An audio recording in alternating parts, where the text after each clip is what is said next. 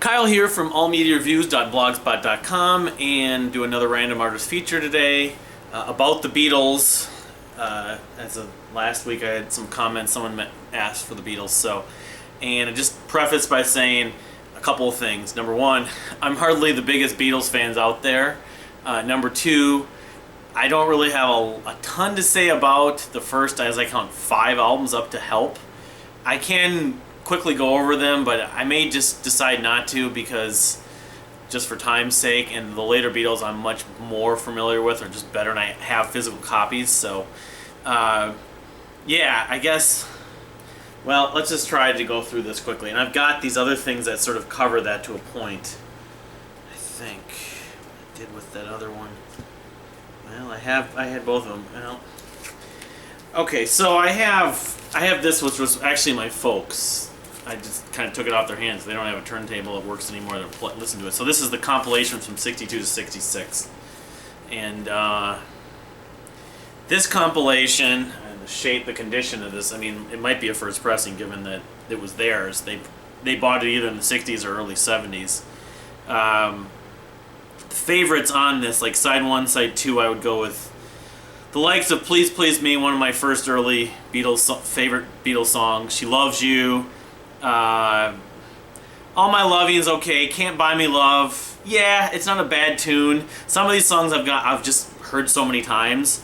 The title track to Hard Day's Night, good track. And I Love Her is a really good song. And in fact, I think what really made it for me, I knew that song obviously growing up when I first heard it, but Transatlantic did a whole bunch with the Beatles, including playing Beatles covers and being influenced by the Beatles. And one of the bonus tracks, Neil Morse, who's a huge Beatles fan, and Mike Portnoy, of course, is a huge Beatles fan, were doing trying to do some sort of Jamaican version. And when I heard them trying that, I'm like, I forgot how good of a song And I Love Her was when they were even trying to do their sort of half-assed Jamaican version, because Neil said he was at some tour date or something somewhere in Europe or something, and there was some off night they had, and they saw some band playing, some Jamaican band, I guess, doing Beatles covers, like a Jamaican Beatles covers band. But anyway, 8 Days a Week, good track. Always enjoyed that, but not necessarily a favorite, but it's not a bad song. Ticket to Ride, I Feel Fine, Yesterday. The title track to Help, Day Tripper. That's, even though I don't think they actually ended up on any standard record, the first 5 records, that's a song I always liked. In fact, I think Jimi Hendrix at one point covered it. Drive My Car, another great track. So this goes all the way. So this has Norwegian Wood all the way through Rubber Soul. So yeah, Norwegian Wood's obviously a song I like. I like Rubber Soul a lot. You've Got to Hide Your Love Away. Nowhere Man, very psychedelic. I always think of George Harrison on that one, although it says that was a Lennon-McCartney song. See, again, I'm not like your hardcore, 100% knowledgeable Beatles fan, but I just remember the documentary. I think I'm thinking of not that song, but If I Needed Someone, which isn't on this compilation. Eleanor Rigby, very top, upper echelon track, but from up to that point, I suppose, from '66. In My Life, love that track, even though it's sort of a ballad. Paperback Writer, which of course the Monkees did, Last Train to Clarksville, but I've heard way too many discussions about whether it's for or against it being borrowed or whatever. Yeah, Girl's not a bad song too. I mean, among this 62 to 66 compilation, I mean, I guess what I will maybe try to do in the future is try to do slightly more extensive coverage of the early Beatles, and I'll talk about Rubber Soul, of course, here. Just because I don't want to go through every album on the computer and stuff like that, and maybe eventually I will be picking those records up. There's so many Beatles albums, and it's just, I don't typically bother because I don't really feel like I need to buy them. Their record label doesn't need, or the residual income from me either, so. But yeah, so the first I consider psychedelic, experimental Beatles record, by a lot of people's standards, is Rubber Soul. And it's not my favorite Beatles record, but it has, I came to learn a lot of songs I really came to enjoy after never having heard them much. As I mentioned before, In My Life, Norwegian Wood, of course, Michelle, some of the other ones that I haven't listened to this album in so long. You Won't See Me, I remember that one. But yeah, I mean, this isn't like I said, my favorite, but I always found that, here's what the CD looks like. This is the remastered versions with the documentary, I think from like the mid to late 2000s. Because I remember finding these used at cheapo locally here. But I always found that there was a significant difference with the Beatles, that from this album, from Help to this album, and then onward, of course. So this I just found, this isn't like 180 gram. I don't know what kind of pressing this is. But yeah, so it's a little bit, it's not, 100% remastered. And I know also the track list on some of these vinyls that I picked up, because of course they had different track listings on a lot of the American and the European or other territories releases. So, but yeah, I guess I can't really add boatloads more about this record. I should probably revisit it, and maybe I will go back and do more on the Beatles. But anyway, okay, so then of course, after where is it? After Rubber Soul, and this is, I got into the whole thing with the Beach Boys on my blog, and the Pet Sounds, jousting. Revolver, which I would say is a step up from, slightly a step up from Rubber Soul, and a lot of people feel that way. A lot of people feel like this is their best record. A lot of hipsters, like, I remember hearing one discussion, I think it was Mr. Superior on YouTube, talking about how around 2007, 2008, I don't remember the reasoning behind it, but I do remember this. The hipsters started to just latch onto this record as being their best record, and I don't know why. I mean, I never fully felt that way. In fact, I remember revisiting this record around that same time, maybe when I bought this, and thinking, well, I still think it's a really good record. It's still not my favorite Beatles album, Revolver, but Taxman, Eleanor Rigby, both favorites. Of course, Tomorrow Never Knows, the closing track, is just psychedelic bliss. As cool and experimental of a song that they ever did, and from that period, and maybe in modern rock pop music history. Good Day Sunshine, For No One, Dr. Robert. It's almost a flawless record. I do believe I rate this at 4 stars, here, there, and everywhere. But I guess I just sort of am looking for that sort of magic, just super, like sort of perfectionistic. I may even give it 4.5, because it is, the best moments on it are just excellent, and it's so ahead of its time. I give it some points just for that. Here's my, again, this is not a new copy. I bought this second, whatever, at a used record store. And again, the track listing on this versus She Said's another great track on this album. I'm not certain the track listing on this one is identical to, say, the track listing in the original European version, because I'm guessing this is an American edition. But I have it on my Rate Your Music account, but I don't have time to look it up. So that's my take on Revolver. Then, of course, we got Magical Mystery Tour, and of course, I was mentioning the whole Pet Sounds Beach Boys thing, and then they wrote Pet Sounds, then they wrote Revolver, and then the Beach Boys came back with Good Vibrations. They're working on what became Smile, but never got released at that point. So then, this kind of just, as I said, put the dagger in, Brian Wilson's, the salt in the dagger put the salt in his wound already. But yeah, this came out in whatever it was, 67, Sgt. Peppers, and this was the first record I ever bought. I mentioned that on my blog many years. This is I can claim that, although I believe this is an issue from 87, because it was brand new when I bought it. So this goes back to when I was, 10, 11 years old or whatever it was. I think it was 87 when I got this. And I do consider Sgt. Pepper's Lonely Hearts Club Band a perfect record. It's one of 2 albums I consider to be 5-star, classics. I mean, part of it, I suppose, is nostalgia. My take on, or my story with the Beatles is, I liked their early stuff, especially early on, and I liked them early on, then I kind of dismissed them. They kind of bugged me because I was so into like heavier stuff, and they weren't heavy enough for me or whatever, and then I rediscovered them. But I always kept this record. As far as my favorite parts of this album, which I still believe I consider a concept album, some people think it's kind of cheesy and can want to blow it off as sort of a fake concept, but my biggest highlights is A Day in the Life, which for my money, I would say is still my favorite Beatles album, or Beatles song rather. Did I show this? Maybe I didn't show the remaster. Here's what the and again, I don't know if they've been reissued, but I didn't buy these new. I just ended up going to cheapo when I was still frequently buying CDs, and I was looking for all the later ones, and I paid about half price for them. And I think each one of them comes with some kind of documentary, if I'm not mistaken.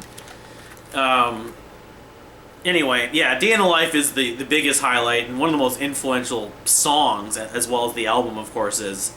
But let's see here.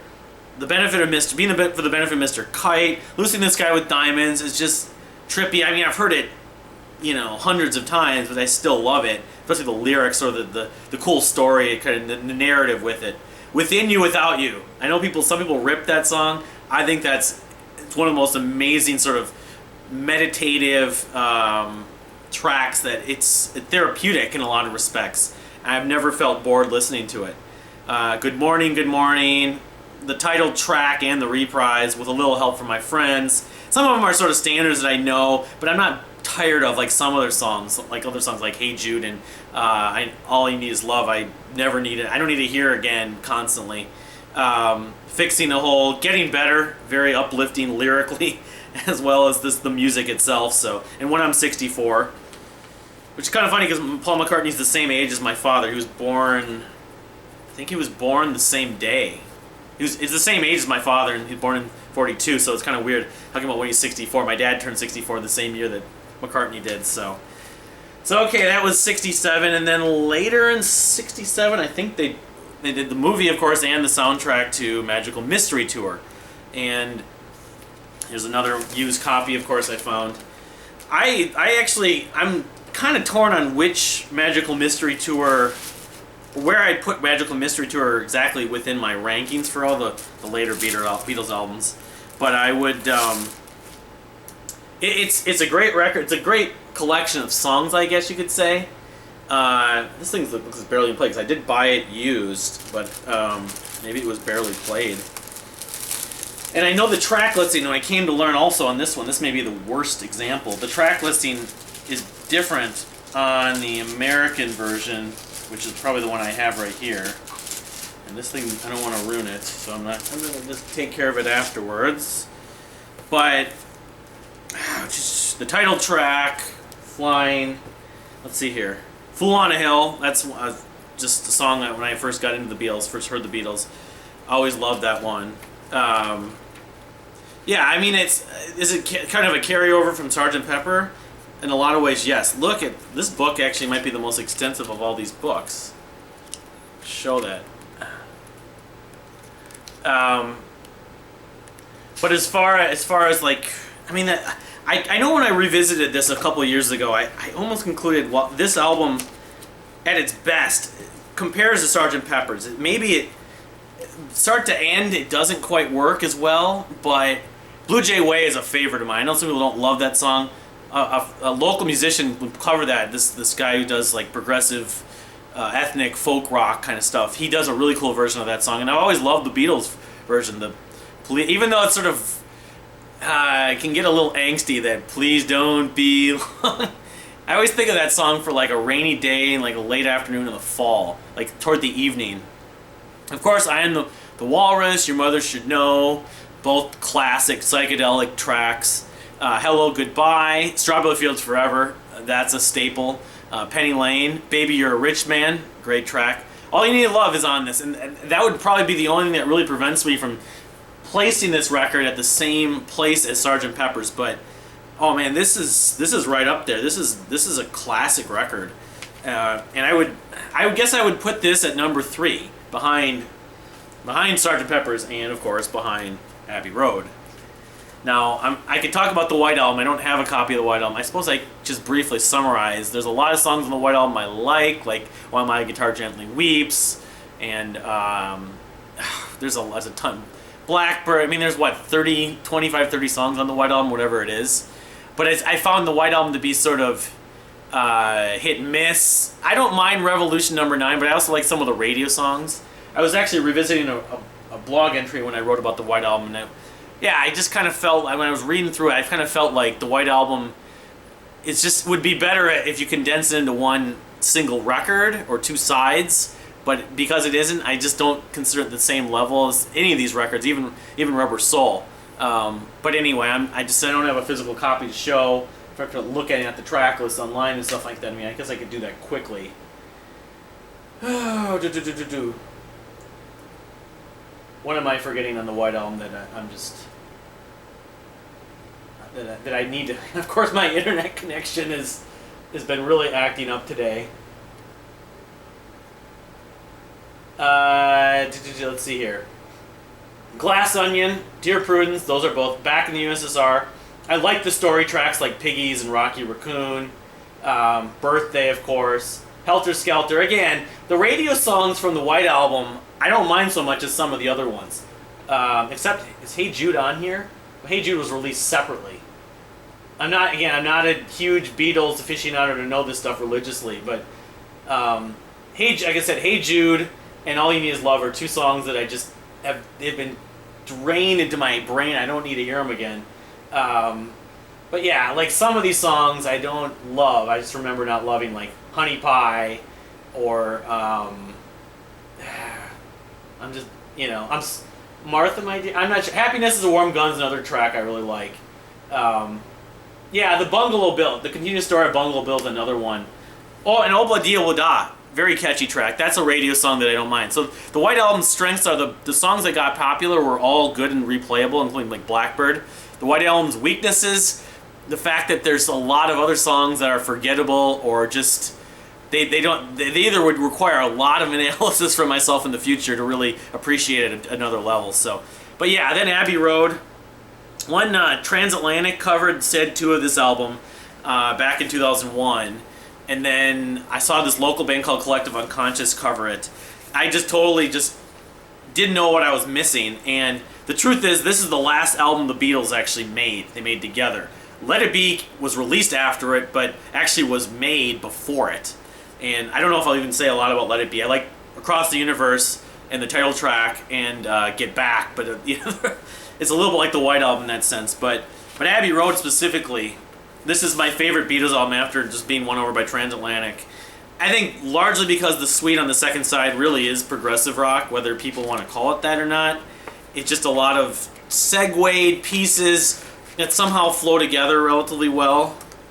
And it was a great, like, sort of ending high note for the Beatles to go on if they were going to, end their time as a band at that point. But yeah, the suite, I Carry That Weight. I have a bootleg video of Dream Theater covering Carry That Weight and Golden Slumber Carry That Weight, which, again, that was a song that I maybe had heard once or twice before. It wasn't on the compilations, I don't think, that I had. Of course, Come Together, Oh Darling, I Want You, She's So Heavy. That's kind of like hard rock meets whatever. It's just an epic song. Even Octopus's Garden, Oh Darling, and the whole suite. Here Comes the Sun is just uplifting. It's an uplifting of the song or part that the Beatles ever did, and any modern last 60 years of music any band's ever done. Mean Mr. Mustard, Sun King, She Came Through the Bathroom Window. It's just a really fun listen, basically, and it's uplifting, and it has these magical symphonic moments that I just got totally won over by about 15 years ago, and I just kind of felt Abbey Road is my favorite record. I mean, I rate Sgt. Peppers about at the same level, and I probably have more nostalgia for it, but I guess this just, to me, is for my money, the one record that just everything... It was their swan song, so they had to leave it all on the recordings. So, but that's about it for the Beatles for now. Again, I might try to revisit some of the early stuff, or if I ever get into individual albums, go more in depth about them. But I do have this other one that I guess this was my parents and my brothers, which was a Rarities collection. But I don't know. Looking at the songs on here, Love Me Do, Misery. There's a Place. Those are 2 other songs from the early Beatles I always liked.